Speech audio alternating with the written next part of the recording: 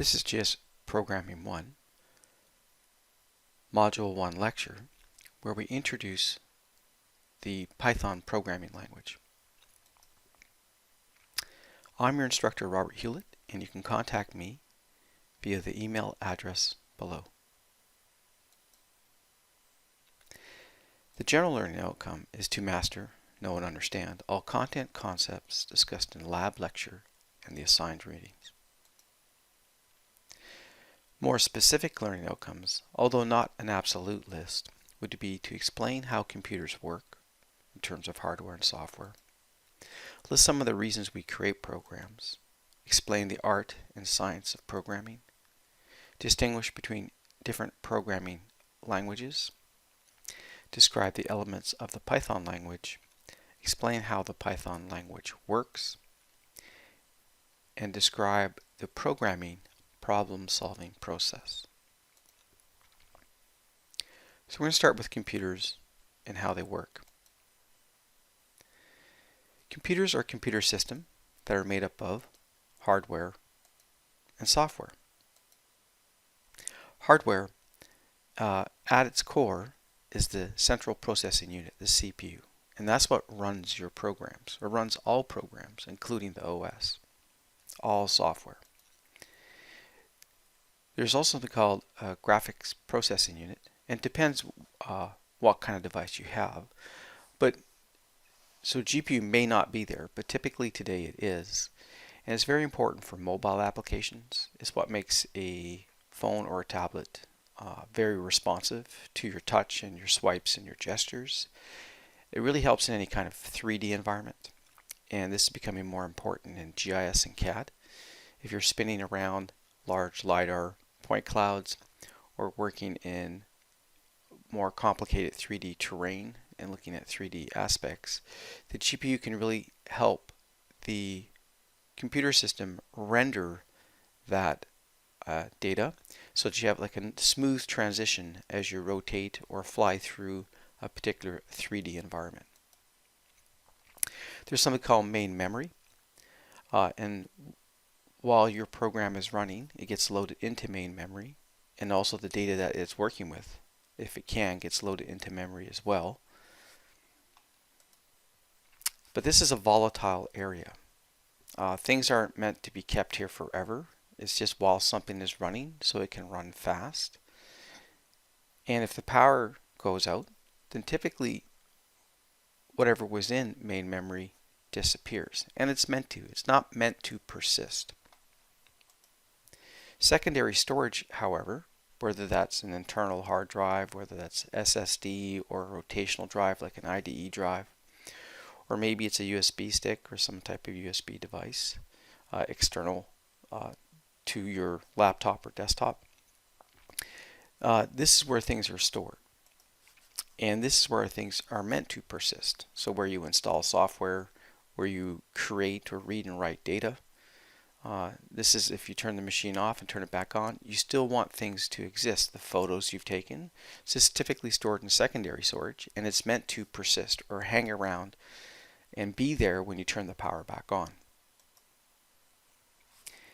There's also different ways to get input into a computer system, and today this is really rapidly changing with the Internet of Things. There's lots of different devices out there that have sensors that capture data. And so traditionally, when I was growing up in GIS, it was the mouse, the keyboard, maybe it was a puck if you were working on a digitizing tablet. But now today, if we're looking at mobile devices, phones and tablets, the screen is now a major input device. You tapping on the screen and that. Also the device has lots of sensors. GPS sensor is a big one if you're a GS person, but also other gyros and momentum detecting sensors as well.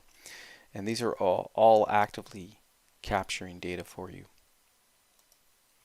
And of course there's output, and so the traditional output for a GS person is the screen. You spend a lot of time in front of it. You also do printers and plotters, and often you save things to disk. So those are output devices as well. But even today, this is diversifying. We have haptic feedback, so vibrations. We see this in gaming controllers, even in your phones. A certain vibration means something. Different sounds, bells, whistles, and types of notifications. I can even tell what phone someone might have by the whistle it makes. Now software, because there's so much software and so many different types of software, we often categorize them. But most applications that we run on top of an operating system like Windows, Mac, Linux, iOS, Android. And so with the OS, there are often also some related programs that help you talk to the hardware. So the OS manages the CPU, how many people are allowed to use it at once, who has priority, and that it also talks to all the different input-output devices, the screens, the drives. And a big thing that the OS does is it abstracts a lot of very specific hardware to the concept of a generic drive. You may have SSDs, you may have rotational drives, you may have a USB stick plugged into your computer, you may have your camera or your phone attached to your device, and the OS will abstract it as something that you can read and write data to. And it'll show up, say, in Windows like drive D or E. And so those are all different things. Or maybe you still have an optical drive where you can load CDs and DVDs. All those things are different hardware-wise, but the OS tries to abstract them to the same thing, a place where you can go get data or maybe put data. There's lots of utility programs typically built into the OS, things for threat protection, malware, virus scanning, backup and restore utilities, zip utilities, disk cleaning utilities, defragging software, and that. And of course then there's the applications that we typically use a lot to get our work done. And so maybe that's LibreOffice or Postgres GUI tools or PG Modeler or Visual Studio Code that we'll use in this course. Or maybe Arc Pro and Arc Map and QGIS. So these are the applications that a typical GIS person might be using to get things done. And of course programs that you write would fall into the application category. In bigger systems where we have lots of layers, and so we see this over time in IT, in the information technology world. We get lots of layers added in to give us different levels of flexibility or different ways of connecting to systems. So in middleware, there's a ton of products that would qualify as middleware, but some classics are Open Database Connectivity or Java Database Connectivity. Little things that help you talk to databases, or servlet containers that run applications. Things like Tomcat or Apache that run ArcGIS Server. And then there's services that something like ArcGIS Server or GeoServer publish. So we talk to these services to get data. So maybe it's an OGC web mapping service, web feature service with transactions, web coverage service, or a web processing service. And so these are like middle tiers or middle layers that we use to help typically, but not always, get data into our applications. So how do computers store and work with data? Well, to the computer, it's all ones and zeros. It's all binary. We see colors on the screen. We see videos. They have sound. We see spatial data and polygons and points, and they're symbolized with different colors. But to the computer, it is all just ones and zeros, like the matrix. Okay? It's just a bunch of on-off switches. They're typically grouped in a group of 8, so 8 bits. Each switch is a bit, so each on-off switch is a bit. We group 8 of them together to make a byte, and this is where you get your megabytes, kilobytes, gigabytes, right? It's that measure, that unit that we use to measure typically how much primary storage or secondary storage you're using, how much RAM or how much disk you're using. It's all base 2. So starting at 0, 1, 2, 4, 8, 16. It's all data whether that's number or even text, is stored in this base 2 format, right?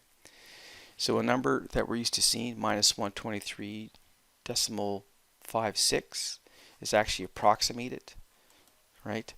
Sorry to burst any bubbles out there, but what the computer does is it tries to get you close. A half plus a quarter plus an eighth plus a 16th. So you might notice that the denominator is using base 2. 2, 4, 8, 16, 32, 64, 128, 256. And so the above number, 56, would be like a half plus a 32nd, maybe plus a 64th, and a few other things to get you close to that decimal number that you typed in. Even negative numbers are sort of fake news in how the computer stores like minus 100 is quite different than you might expect. And so there's something called 2's complement, right? Use the opposite binary number and then add 1 bit to it. If you're curious about 2's complement, then you can pause this audio lecture, go back to the Google Slides, and play this video where they go over in detail how a computer actually stores not so much decimal numbers but whole numbers, and how it stores positive and negative whole numbers.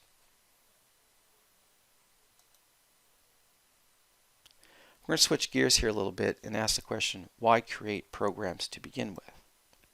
Well, from a GIS perspective, it's typically the reason you might create an app or a program is to typically solve a problem. Now sometimes it might be fun. I'm sure that the people who develop games, Wind Up Night, Alto, or for mobile devices and that, do it for fun. But typically from a GIS developer, there's a problem that we're trying to solve for the business. And so problems can be big to small, simple to complex, annoying to business critical. And we can see this as 3 different dimensions, right? So these are different dimensions of a problem. When I was working for the provincial government, they didn't get interest unless it was big, complex, and business critical. But those being in those parts of the different dimensions are very high risk. So you're high risk in all 3 dimensions.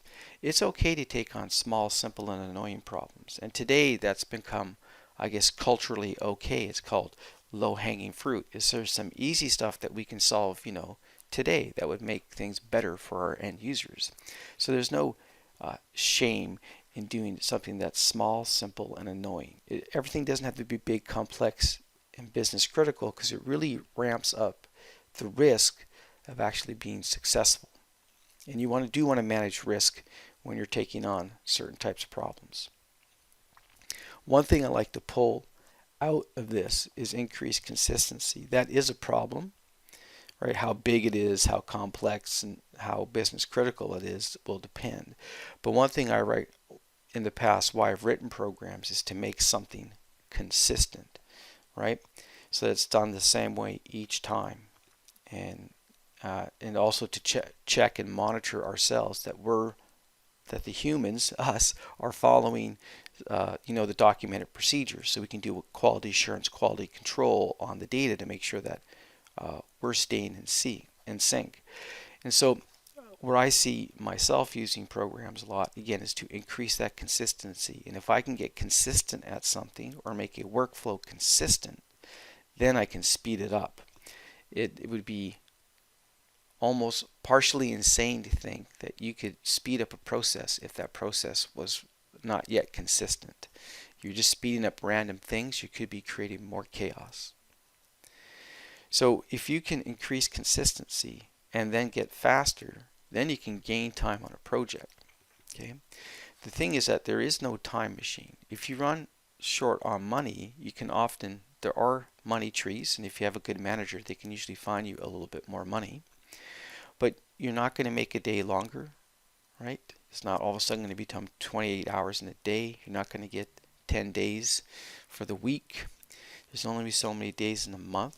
A lot of us are up against deadlines. A semester starts on a certain date and time. End of fiscal happens on March 31st. So some of us, we have these drop dead dates and we can't avoid them. And so the only way to get time back is that if you can take a certain workflow and start to automate parts of it, then you free up some of your people and they can start working on other things, or you can get tasks working in parallel, and then you can get time back on your project. And this is a really big thing on big GIS projects, right? Managing your time and your people. So what is a program technically? A program is just a set of instructions for the CPU to follow. Very rigid, structured. And you might ask, well, why is it like that? Well, the answer is that computers are actually, in the end, dumb. The language they speak is machine language. Instructions are all written in machine code. It's just a bunch of ones and zeros in a certain sequence. And the CPU likes ones and zeros because it's either on or off. And in the end, most of what a CPU is, right, are a bunch of transistors. And that keeps it simple, something that the computer can understand, on, off, yes, no, do something, don't do something. But that's about it when you get down to this level. And so it can be very confounding, confusing. Well, if that's really what's going on underneath the hood, how is it that we have all these great applications? And the reason we have those is because humans add a lot of logic to it to get the computer to do certain things. So the CPU receives a set of instructions, and the central processing unit processes those, which causes a result, some type of result, and the CPU sends it back. In the middle is this control unit, and it has to make decisions about how to do mathematical calculations, maybe how to answer some logic questions. And when it gets those answers, those are the result, and it sends it back to your application. Again, it could be simple whole number arithmetic. Maybe your chip has some floating point capabilities, right? A lot of times it's logic is something greater than, less than, or equal to, greater than or equal to, and that's what starts to make a computer look smart, is these decisions that you can force the CPU to make. And so there is this cycle of get new instructions, decode them and execute them, send the result back. So this is more of a graphical look at what's happening. The instructions come into the CPU. Based on those instructions, maybe the instruction is to add a couple of numbers. Maybe it's to answer the question, is this variable greater than another variable? And it can use the arithmetic logic unit to answer that. Now sometimes if you're dealing with floating point numbers, there's a different way to do math with those. But the chip that you're on may or may not have a floating point unit to do that type of calculation. And of course there's the control unit, which gets the instructions, decides which of these other arithmetic logic or floating point units to use, gets the result, and sends it back to your application. So we're going to switch gears here again, because that was kind of a deep dive way under the hood, and we're going to pop all the way up the stack to the languages and different paradigms. So languages have gone through many generations. The initial generation was machine language, sort of punch cards, and then we got to assembler, which probably most people would agree would be like the second generation of languages. And now the thing about assembler, it is a language that a human would write to get the computer to do something, the CPU, and is usually very chip specific. So if you would need different instructions if you're on a Apple chip or a ARM chip, or a different version of an ARM chip from NVIDIA or ASUS, or maybe you're on an AMD chip, or maybe you're on a Radeon chip. And so the chipset underneath the hood would need different instructions to make something happen. And this was an old language, and we could say, well, we thought it was being phased out, but what is old is new again. That's what that acronym stands for. And you can take a look at this link on WebAssembly. So to get the browsers to do things faster, assembler is coming back. And they're trying to get the browsers to do some assembler just to speed them up a little bit. Now, where we work today, and we've been here for quite some time, we could argue that we've been here since the 60s and 70s, are in these third generation languages, right? The C, the C++, the C Sharps, Java, JavaScript. There are newer languages like Kotlin and Swift, and of course there's the language Python that we'll be using. And so these languages have a lot of similarities when they're compared to machine language, ones and zeros, assembler instructions. And so we could definitely say that these third generation languages share some very common concepts: variables, decision structures, loops. Some of them languages, it's very easy to move between them because they're so similar. There is these fourth generation languages. There was a problem that it took a long time to get there. So some people say it's less procedural, how to do something, more declarative, which means you say what you want, right? And a good example of that, if that's what we're saying the definition is the structured query language that we use in databases. So more I want this, and less this is how you get what you want. Now there is a debate because we took so long to get to the fourth generation languages, because the third generation languages it had to hit a sweet spot that just worked out fine, and so there wasn't a lot of pressure to move because people were getting a lot of things done in these languages. Some people say it's visual programming, but even there, some people go on a tangent to say that it's graphical programming, like graphical user interface design, which I disagree with. But we do have examples of visual programming in the GIS sector. Anyone who uses ArcMap or ArcPro has probably used Model Builder. There's a very similar tool in some remote sensing packages such as PCI called Modeler. There's the FME Workbench where we drag on transformers and we hook it up to readers and writers, and we design like a workflow graphically to say this is what I want to happen, and then the tool gets busy about doing all the heavy lifting. And there's more and more products that use these types of designers now. The ESRI real-time event processor has a graphical way of declaring a process.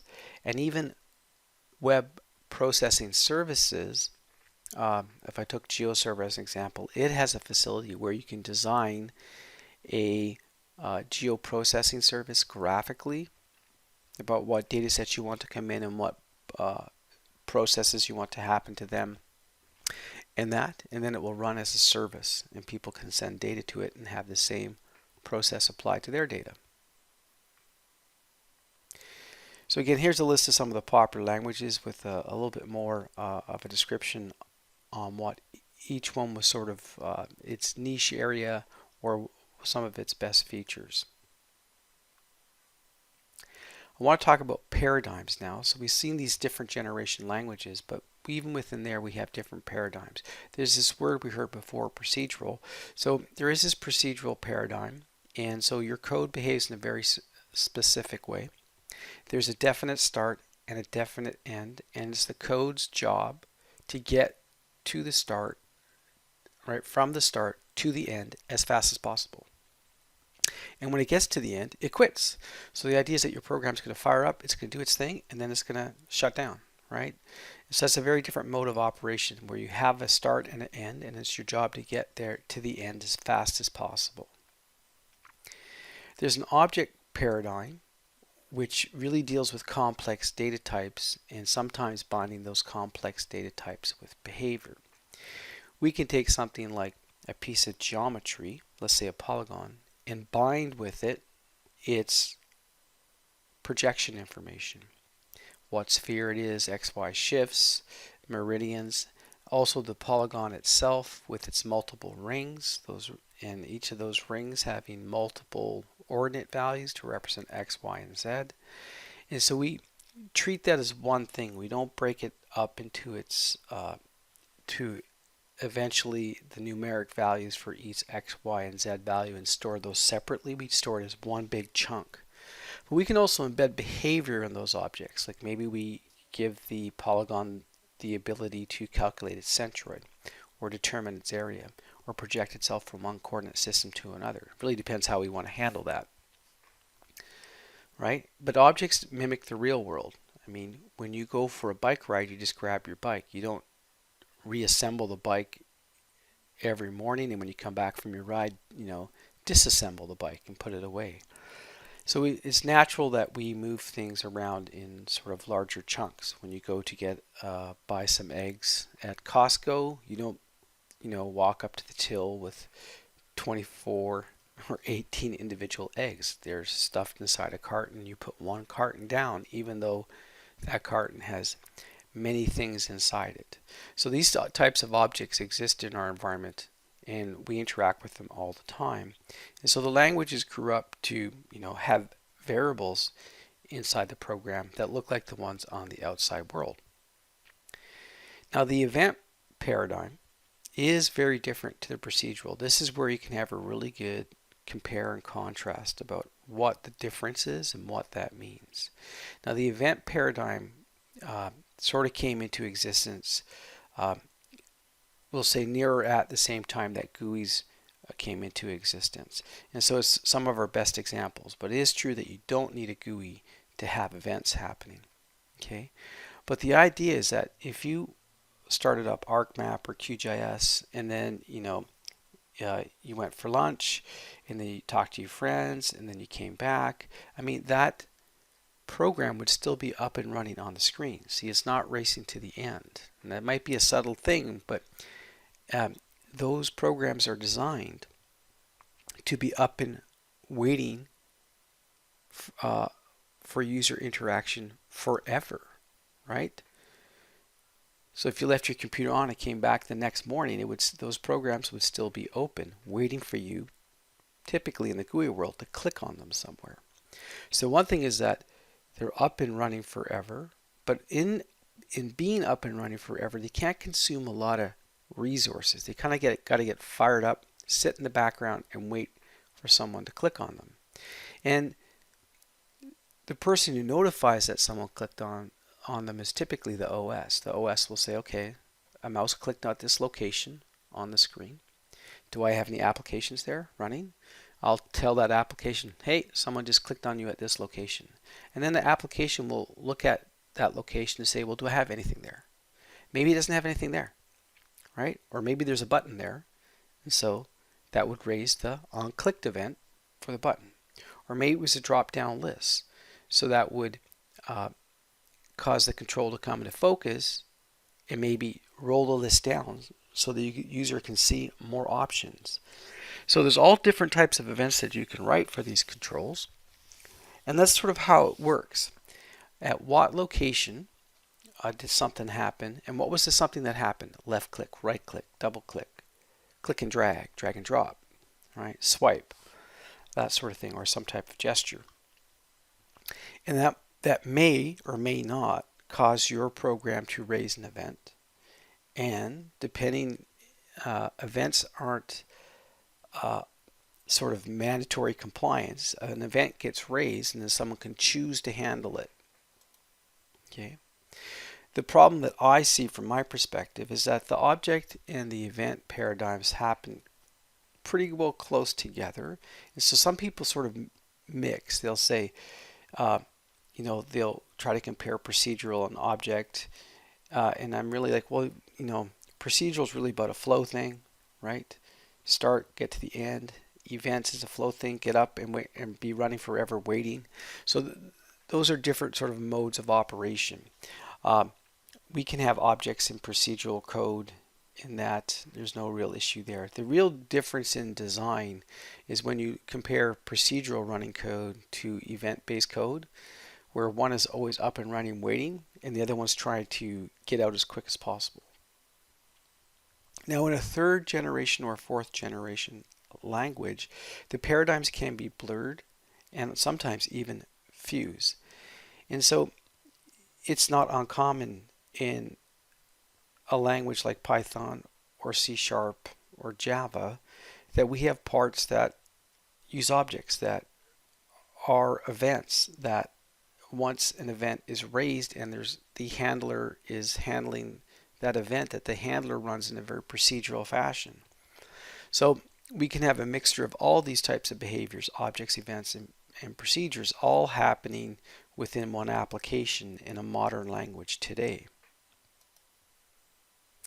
So a question might be, well, why do I need to know all this, right? Why all these distinctions and that? You need to know the lingo and that, but a big thing is so that you can ignore some of the noise and some of the hype. Okay, so you don't get sucked into techno weenie debates. As a GS people, it's not what we're about. We're about getting things done, right? And so someone going on about an object versus a class, not something I want you to get involved in. HTML mobile apps versus native apps, right? Uh, some of these are just debates, right? Unless there's a real problem, right, to be solved, that's where I want us to come in. When there's a real problem to be solved, then let's get in there and get that done. But we're not going to be able to distinguish what's real and what's not if we can't speak that lingo. So as a GS professional, our first goal is you want stuff to work, right? Does it work? And then typically, in all honesty, does it look good, right?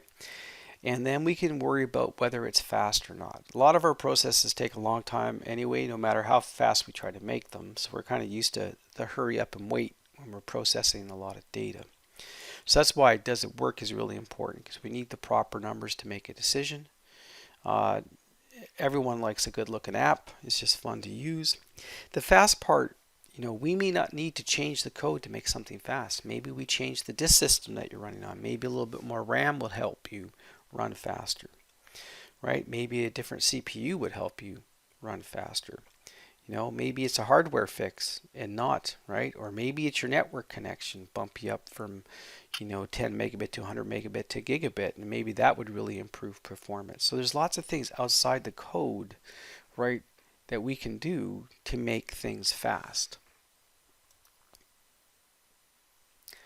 So we're going to switch gears again, and we're going to talk a little about the art and science of programming. So we've seen at the low level, right, with the ones and zeros, we've seen the different generations of languages as things have evolved. We've seen these different paradigms come into existence to handle different types of, workflows or how we want applications to behave. And this gets into this art and science. We have all these possibilities, not just languages, but paradigms that we can take advantage of to come up with a solution, right? And so computers are very structured. We said this before, but the world is not. There's a lot of chaos in the world. Programming languages have an exact syntax, but a human workflow is flexible and not consistent at all sometimes. So what you often do is design that solution that tries to model that human workflow, right? That's chaotic, flexible, into this very structured box called a computer. And so that is design, right? And design is the art part of programming, and that is, I would say, once you get the basics of a language down, the hard part. Okay, how do I take this really chaotic, flexible environment and then map it into these very strict structured boxes? That is the hard part once you get the language down, right? So mapping real world problems into these structured boxes, taking complex problem and making it so simple that in the end, the computer is just asking a yes, no, on, off question, or doing a very simple thing like adding numbers together.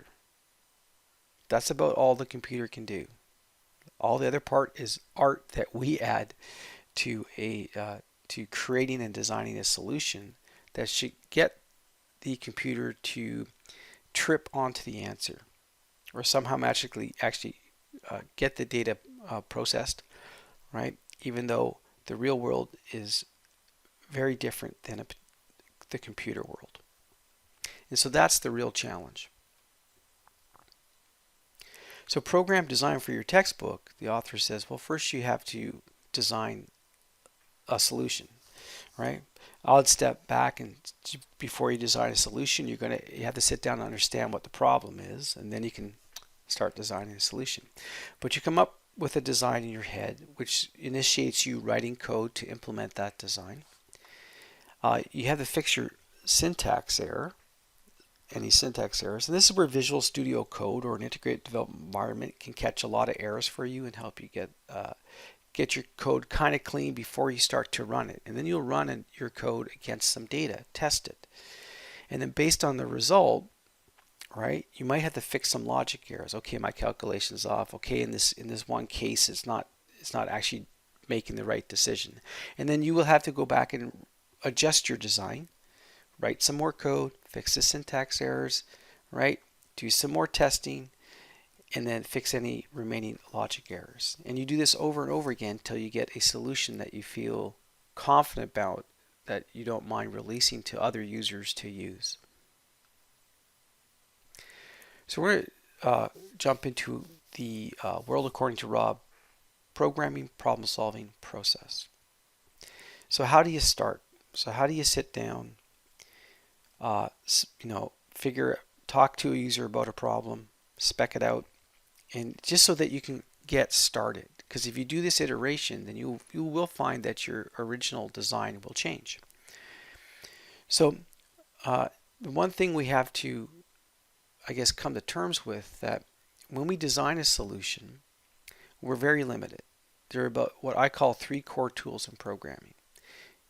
You're either going to solve something with a variable, what I call a data bucket, or it's going to be solved by branching your code, turning left, turning right, heading north, heading south, going east, going west. So taking the code in a different direction, down a different path. And then there's lots of stuff in code, or in the real world, we should say, that moves us from a singular statement to many, right?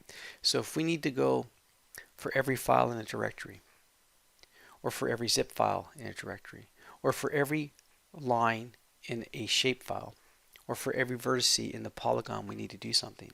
So that's where we go from one to many. So anytime we have many, the only thing that does that in the computer is a loop. The loop may be buried and hidden from you in some object, but someone wrote a loop somewhere to deal with the concept of many. So those are your 3 core tools: variables, what I call ifs, and loops. And you got to combine those to design a particular solution for your problem. Okay, everything else is IKEA for code, and there's a lot of IKEA for code, and it can be noisy, and it can like distract you. But we have to focus on, does this work, or how do I make it work, right? And that is the above part, the variables, the ifs, and the loops. And so what I do is, after talking to a user or a group of users, maybe you're in a meeting, or maybe you're just down in their cubicle talking to them, can you restate the problem that they were talking about in 10 words or less? The fewer words you use, there's going to be less points of diversion, right? So can you restate that in 10 words or less? What they've been talking about, say for an hour. Hey, it's dots on the map. Hey, it's a buffer point, select some other points, or something like that. So can you restate the problem in 10 words or less? And then the user will either say, no, that's not what I meant, right? Or they'll say, no, yeah, that sounds good, right? And so that way, that means you're just trying to work with the user to say, am I understanding the problem correctly? And the least amount of words you use, then there's less potential for branching off into another area, or having a difference of opinion on what that word meant, right?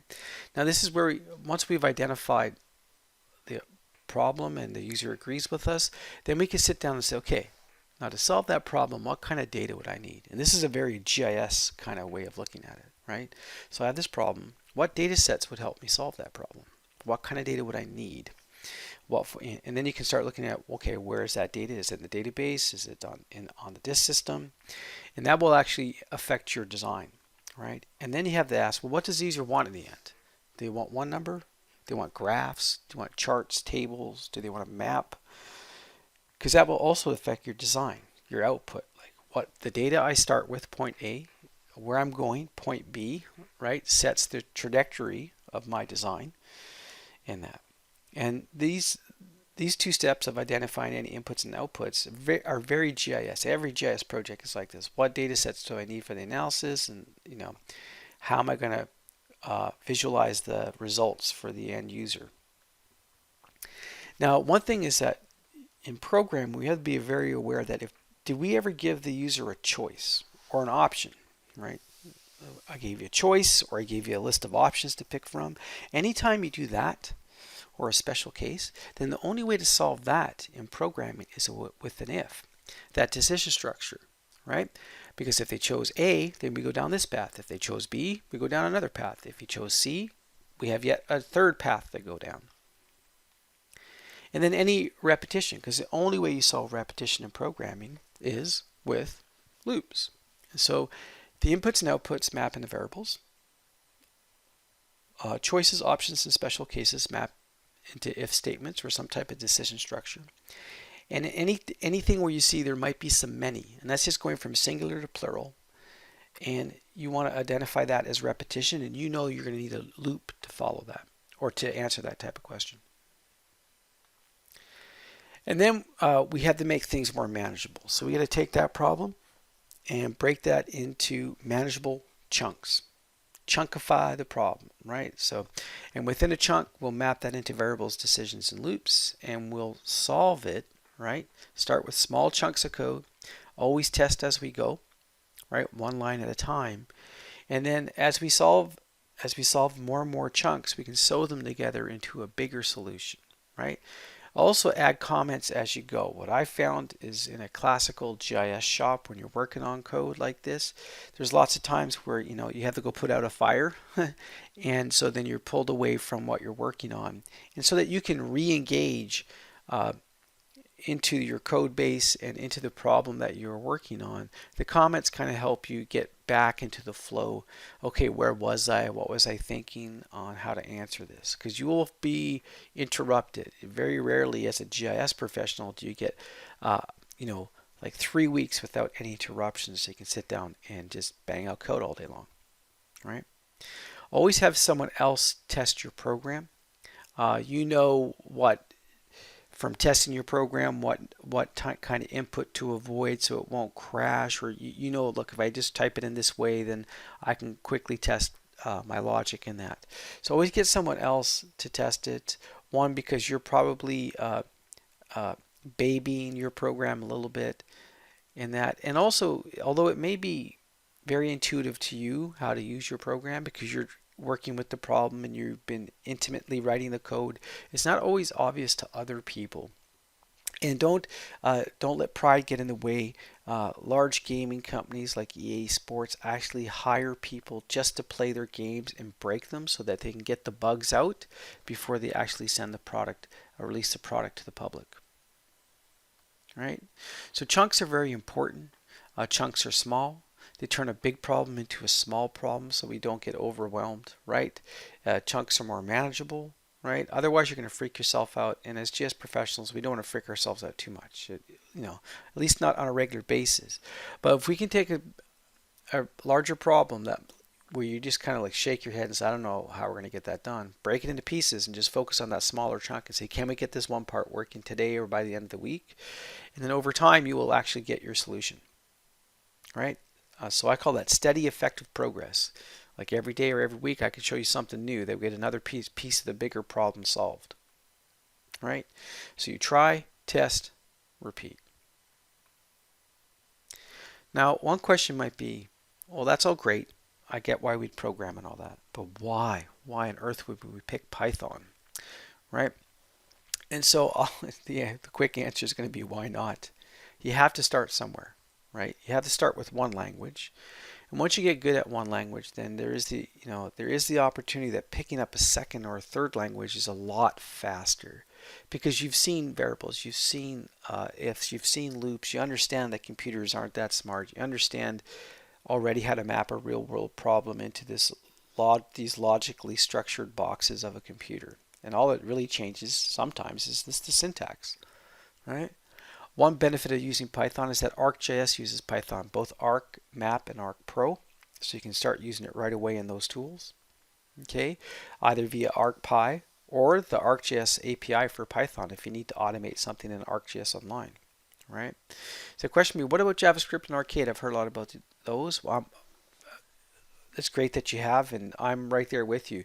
The reality today in a larger enterprise, right, you're going to have desktop users and maybe server-side users, and you're definitely going to have web users. So eventually, yeah, you're going to have to jump out into this JavaScript and possibly this arcade world to get something done. But again, if we get good at one language, it's going to be a lot easier for us to transition to these other ones. One great thing about Python is that the Python data dictionary or the Python dictionary structure is very similar to JavaScript object notation. So there's a little bit of crossover there. They're both interpreted languages, so they have some of the same idiosyncrasies. However, if you can do any kind of data science, working with R, which you can do that in Python. If you want to work with big data and speed up your geoprocessing, well, we can do that on PySpark. Right? There's a lot of activity on the Jupyter Notebook, so it's where you use a web interface to write Python and get immediate results, and you can actually tie into the ArcGIS API for Python and actually pull in maps from ArcGIS Online and table data and do interactive analysis right through a web page, right? Also, what if you're not using ESRI tools, you're actually using QGIS? Well, QGIS, it's field calculators, Python. If you're going to build an extension for the product, it's written in Python, right? GeoNode, which is sort of a open source free product, very similar to ArcGIS Online, is a Django app, which is a Python framework for creating web pages or websites or web servers, right? So there's a lot of pros and cons.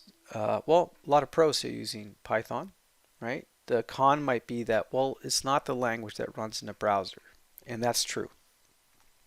But we're going to go over a little bit more about how Python works. Okay. So Python has a lot of forms. Python works in a lot of places. We can build desktop console applications. We can even build desktop GUI applications. Totally possible. We can build web apps through frameworks like Flask and Django. And we can build web apps that behave like desktop apps or web apps that behave really well on a mobile device. This is all possible with Python right now. We can even build mobile apps, native apps, right? Yes, even mobile.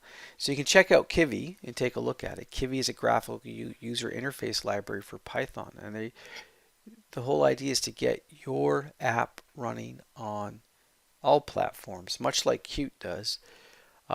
So on iOS and Mac OS and on Linux and on Windows and on Android.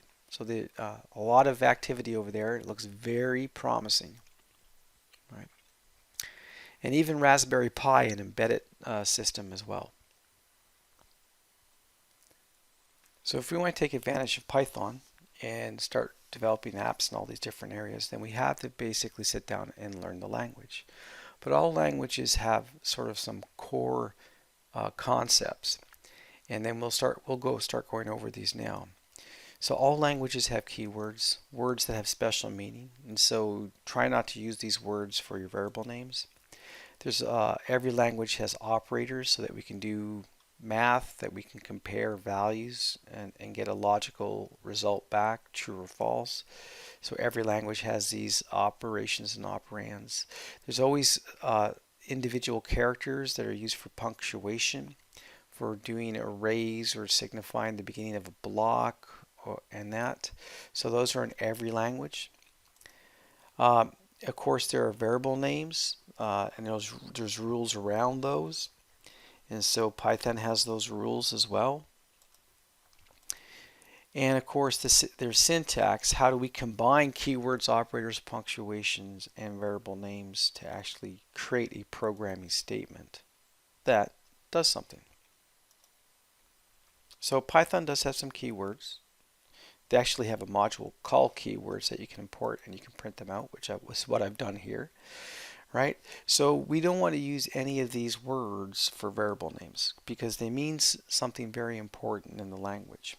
Now, uh, we won't go over all of these, but we are actually going to go over many of them in the course.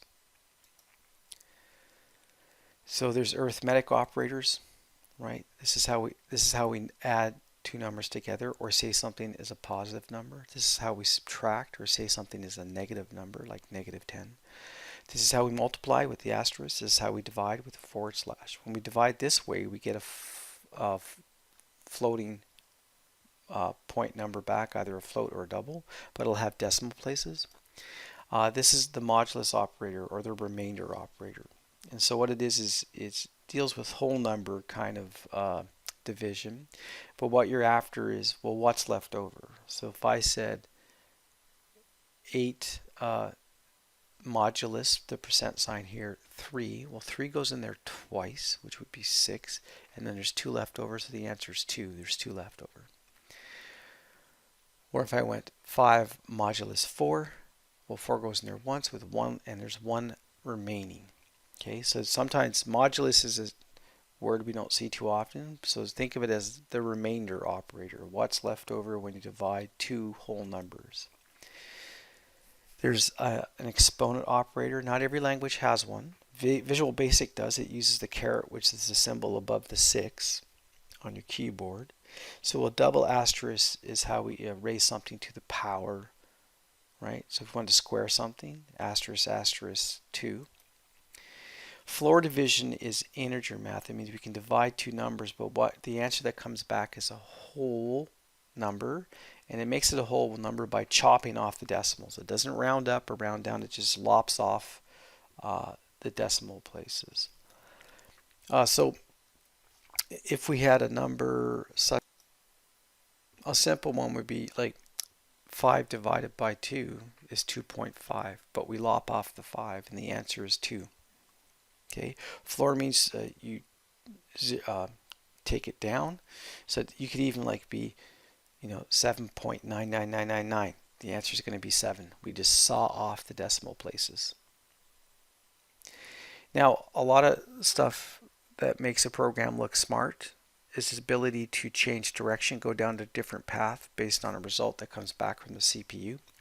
And we typically do this with comparison operators as something is greater than, or less than, or equal to, or not equal to, or greater than or equal to, or less than or equal to. So based on that condition, we can have two values or two variables, compare them and say, well, was that true or false? And then based on the true or false, go down a different path in the code.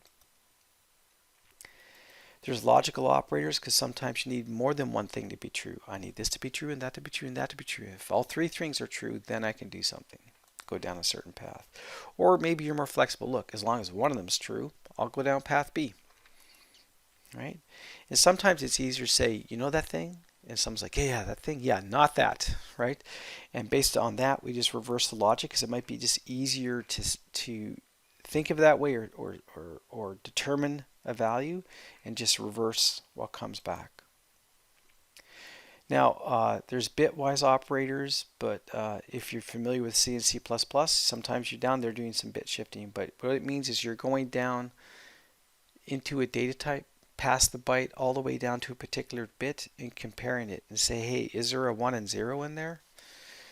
And so we can use some bitwise and. If two variables at that location both have a 1 in them, right, then a 1 comes through.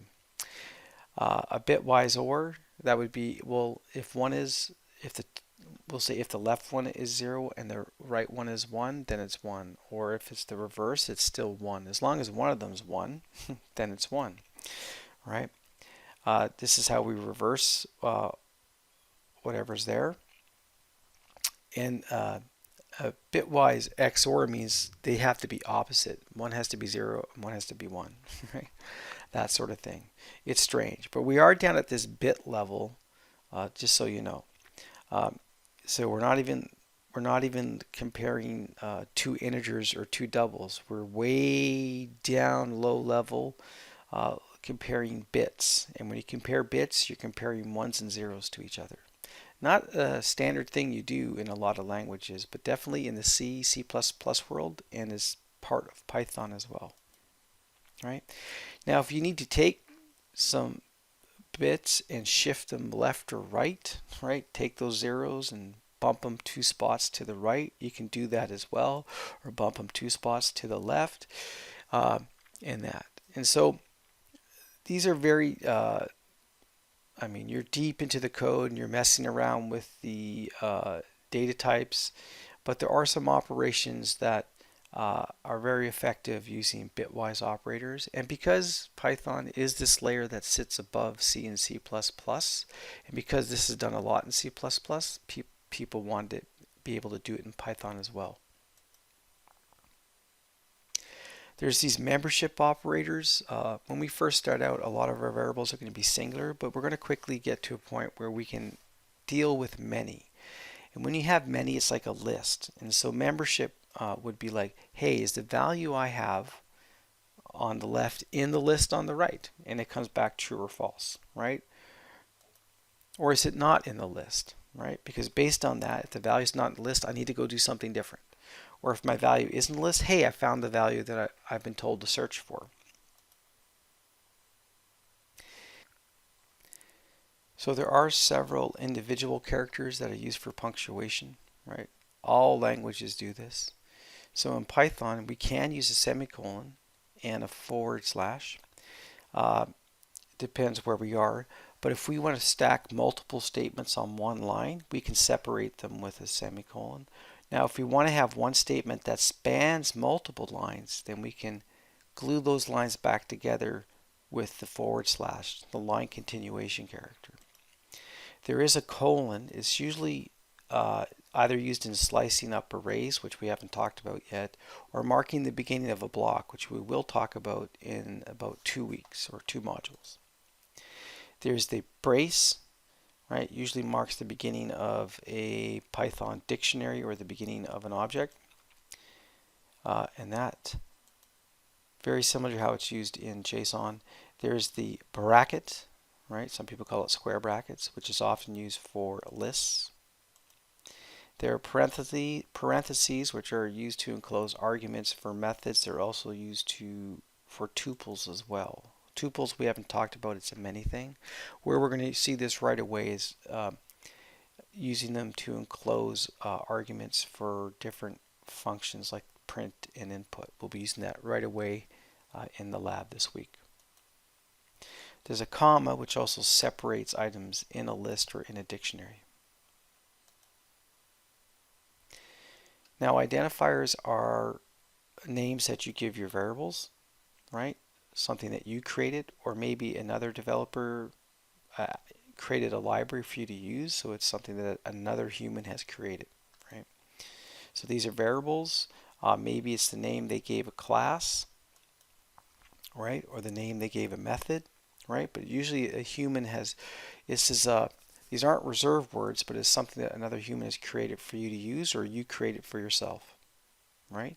There's also name constants. These are a little different than other languages' versions of name constants. But this is where we use these identifiers to identify a variable, a class, a method that we created, or a constant that we created, or things that we create. But we're going to run into them when we use other people's codes because it'll be things that they created. And syntax are basically the rules on how we combine all these previous items and how they all work together to make Python do something and therefore the CPU to do something, right? How do we resolve a value? How do we combine values? So what we're going to do now is take a look at the difference between compiling versus interpreting. There's lots of languages that compile their code. C, C++, C Sharp, Visual Basic.NET, and even Java compile their code. So you typically start out in a text editor writing code or in an integrated development environment. So you'll make changes and you'll hit the save button or use the keystrokes to hotkeys to save the file, and that'll save it out to disk. And then before you run it, you'll need to take your source code and run it through the compiler. And that will turn it actually into machine code that can be executed on the CPU of the machine that you're currently working on. Once you have that machine code, you don't need to go back to the IDE or the source code. It's much like when you install some software on your computer and you get like a little exe on Windows. You don't have to keep compiling and making a new exe. Once you have the exe, you just run it. Okay, and so once you have that machine code, we kind of just keep running that application. And so that machine code knows how to talk to the CPU, it knows how to deal with the result from the CPU, and therefore, that is effectively your app. So interpreting is a little bit different. We still have some sort of text editor or integrated development environment. We still have a source code file. But what happens is the source code file gets processed through the interpreter. And the interpreter takes one line, right? Starts at the beginning of your file, reads one line of code. And if it can do something, right, it will try to turn that into machine code and then process it, um, send it to the CPU. The CPU will send the result back to the interpreter, and then the interpreter will go and get another line of code and start the process all over again, right? So that means that we go back to the source file, get another line of code, turn it into machine code, uh, send it to the CPU, uh, get a result, right? Go to the source code file, get another line. It's one way of thinking about it. So you sort of like one line at a time where it can interpret it, and then turn it into machine code. Then those instructions are sent to the CPU. The CPU cranks, processes them. That typically has a result. That result sent back to the interpreter, and it goes gets to the next line. And this keeps happening until it gets to the end of your file. Okay, and then it's done. So this makes the interpreter an integral part of your application, right? Before we just used a compiler to make some machine code, then the machine code kind of sat there independently and talked to the CPU itself. Here there's sort of the interpreter is the go-between between your source code and the CPU. Now we're going to talk about data types and structured data, right? Uh, my view on data types is that you cannot avoid data types as a GIS professional, right? ArcGIS uses them, database uses them, C and C++ uses them. They work, right? And remember, uh, Python is this layer that usually sits above all of these C and C++ libraries, so it's going to be affected by data types. Lots of people say that Python doesn't have data types, but that would not be correct at all. It does have data types, is that you just don't have to deal with them right away, but if you need to add some numbers together or do compare two values, you're eventually going to have to deal with the data type issue, right? And the thing is, data types do work. They help you avoid errors, and we like things that work, and we don't like errors. So if we can avoid that kind of stuff, that's all great, right? But we'll talk more about data types and variables next week and a little bit in this week's lab. So in lab, to send a message to the user so that they're aware that they need to do something or that something has happened, we can use the print function. So we simply go print with parentheses, and inside there we send a string literal, and we'll be using single quotes to enclose our string literals. To get data from the user, we can run the input function. Now, a nice thing about the input function is that we can also send a message at the same time and then get the value back. One thing is that when the user types the keyboard, that's what we're going to use input to do, is to capture what the user typed at the keyboard. It's going to come across as first text. That's the safest thing that the computer can do. So that's what it does.